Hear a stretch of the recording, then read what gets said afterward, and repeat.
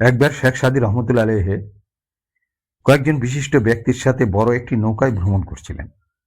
তাদের নৌকার পেছনে থাকা একটি ছোট নৌকা হঠাৎ ডুবে গেল।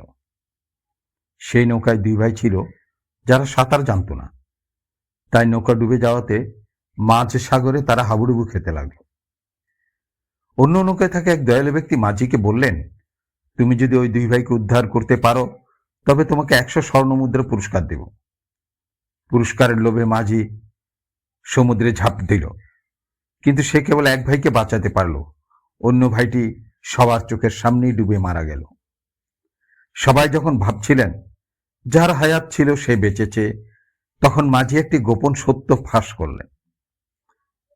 ইসলামী ইতিহাসের এমন সব অজানা ও রোমাঞ্চকর কাহিনী নিয়মিত শুনতে চ্যানেলটি সাবস্ক্রাইব করে লাইক বাটনটি স্পর্শ করুন।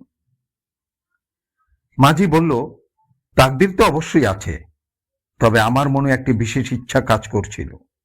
যে ভাইটিকে আমি বাঁচিয়েছি সে একসময় আমার বিপদে অনেক উপকার করেছিল, তাই তাকে বাঁচানোর জন্য আমি জান প্রাণ দিয়ে লড়েছিলাম।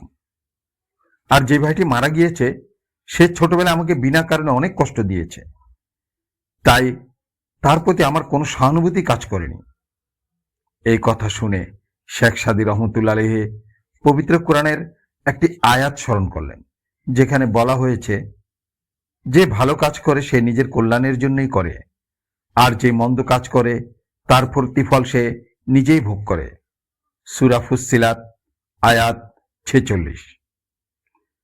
আপনি আজ কারো সাথে যে ব্যবহার করবেন, কাল আপনার বিপদের সময় ঠিক তেমন ব্যবহারই ফিরে পাবেন।